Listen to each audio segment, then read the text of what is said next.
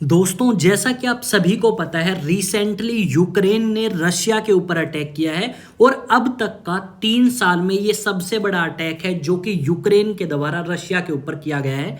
तो जानेंगे इस वीडियो में क्या इस अटैक के पीछे अमेरिका का हाथ है या फिर नहीं है, सब कुछ हम डिटेल में बात करने वाले हैं। तो वीडियो को स्टार्टिंग से लेके एंड तक देखें और ये भी समझें कि आखिरकार रशिया किस तरीके से जवाब दे सकता है यूक्रेन को। तो सबसे पहले कुछ एक न्यूज आर्टिकल देखो, उन न्यूज आर्टिकल्स में क्या बातें लिखी गई हैं। यहाँ पे बहुत सारे न्यूज आर्टिकल्स आपको नजर आएंगे और इन न्यूज आर्टिकल्स में क्या लिखा गया है। इन न्यूज आर्टिकल्स में लिखा गया है कि जो आपका यूक्रेन है उसने ऑपरेशन स्पाइडर्स वेब जो है वो लॉन्च किया और इसी ऑपरेशन के तहत उन्होंने रशिया के ऊपर अटैक किए और रशिया के 41 फाइटर जेट जो हैं वो इन्होंने यहाँ पे तबाह कर दिए या फिर आप कह सकते हो उनको नष्ट कर दिया। तो यहाँ पे ये न्यूज़ आर्टिकल देख सकते हो। उसके अलावा एक न्यूज़ आर्टिकल और है, इस न्यूज़ आर्टिकल में भी इसी बात का जिक्र किया गया है। अब सबसे पहले आप मैप के ऊपर ये देखो कि रशिया कहाँ लाई करता है और यूक्रेन कहाँ लाई करता है। ये यूक्रेन का एरिया है और यहाँ पे आपको रशिया नजर आएगा, ये सारा का सारा एरिया।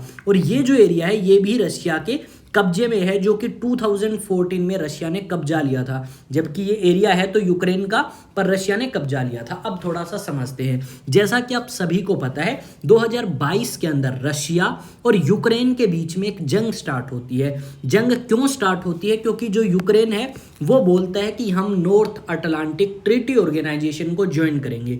अब बहुत सारी कंट्रीज हैं वो पहले तो इंटरेस्टेड थी कि रशिया इसे ज्वाइन करे। बाद में जब वॉर स्टार्ट होता है 2022 फरवरी में, तो आपकी कंट्रीज जो हैं वो यूक्रेन की परमिशन के लिए मना कर चुकी हैं और उन्होंने कहा कि हम यूक्रेन को तो नॉर्थ अटलांटिक ट्रीटी ऑर्गेनाइजेशन में ज्वाइन नहीं करवा सकते क्योंकि फिलहाल रशिया और यूक्रेन का युद्ध स्टार्ट हो चुका है। ये सारी चीजें हुई और उसके बाद हमने ये देखा कि अमेरिका के अंदर इलेक्शंस हुए। उन इलेक्शंस के अंदर राष्ट्रपति ट्रंप ने इलेक्शंस में जीतने के बाद कोशिश करी कि वो रशिया और यूक्रेन के बीच में कोई समझौता करवाएं, पर यहाँ पे समझौता होता हुआ नजर नहीं आया। हमने तुर्की के अंदर देखा, हमने ओमान के अंदर देखा और भी बहुत सारी कंट्रीज हैं जिन्होंने इंपॉर्टेंट रोल प्ले करने की कोशिश करी और रशिया और यूक्रेन युद्ध को खत्म करने की पूरी इन्होंने दिल तोड़ आप कह सकते हो मेहनत करी। अब ये सारी चीजें होने के बाद जब आपका युद्ध नहीं खत्म हुआ तो अमेरिका के राष्ट्रपति ट्रंप एक स्टेटमेंट देते हैं, शायद 5 या 6 दिन पहले की स्टेटमेंट होगी,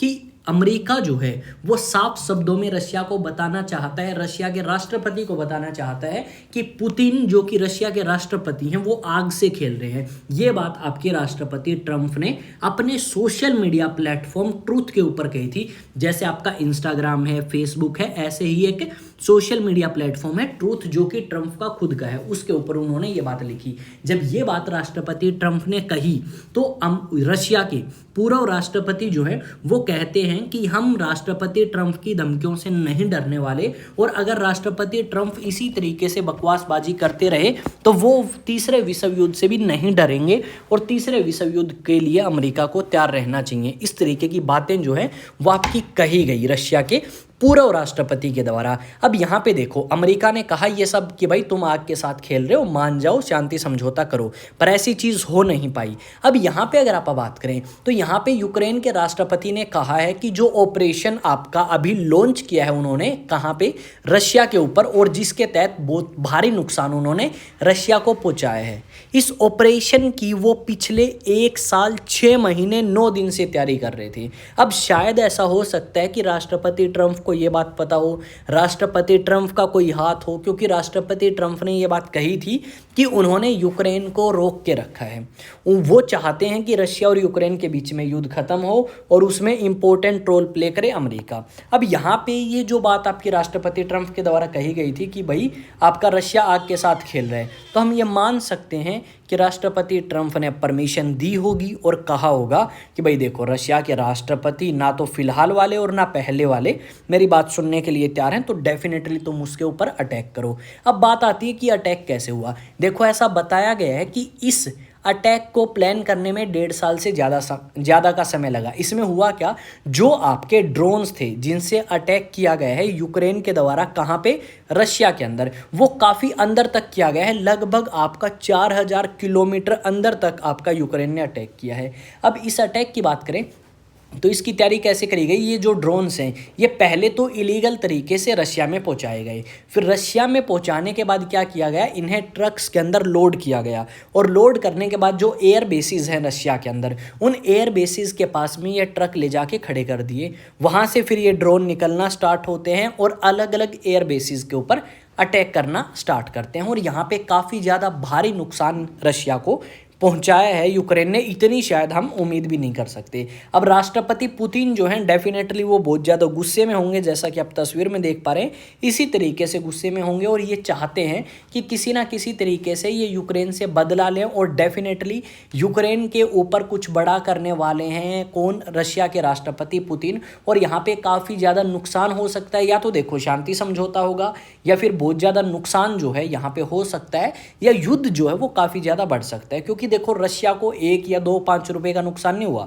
रशिया को यहाँ पे बहुत ज़्यादा नुकसान जो है वो हमें देखने को मिलेगा। तो रशिया डेफिनेटली इसका जवाब देगा, और बहुत अच्छे तरीके से यूक्रेन को जवाब देगा। आई थिंक यूक्रेन जो है वो अपने पैरों पे कुल्हाड़ी भी मार सकता है। देखो यूक्रेन जो है वो इतना पावरफुल नहीं है जब तक आपकी वेस्टर्न कंट्रीज इसका साथ ना दें, पर रशिया के पास इतने हथियार हैं कि वो आराम से यूक्रेन को तबाह कर सकता है, आराम से यूक्रेन को साइड में कर सकता है। ये चीज़ हमें यहाँ पे देखने को मिलेगी। यहाँ पे मैं कुछ एक न्यूज़ आर्टिकल आपको दिखा सकता हूँ। लिखा गया है Ukraine drone attack Russia, there are at least 5 reason why the attack amid the ongoing Russia Ukraine war. यहाँ पे देखो ये जो ड्रोन अटैक हैं ये आज के समय काफ़ी ज़्यादा इंपॉर्टेंट हो चुके हैं, और ड्रोन अटैक आने वाले समय में काफ़ी ज़्यादा इंपॉर्टेंस रखने वाले हैं जो आगे युद्ध होंगे। यहाँ पे क्या लिखा गया है, Ukraine launches massive drone attack targeting Russian air bases. यहाँ पे लिखा गया है 41 Russian aircraft hit by Ukrainian drones, Moscow confirm strike on airfield, Russia launches deadly attack across Ukraine before Istanbul. ये भाई आपका रशिया भी डेफिनेटली अटैक करेगा, और ये जो न्यूज़ है ना भाई ये 23 मिनट पहले की है। यहाँ पे लिखा गया है drone hidden in trucks how Ukraine struck 5 airfields deep inside Russia. देखो किस तरीके से अंदर तक पहुंच गए।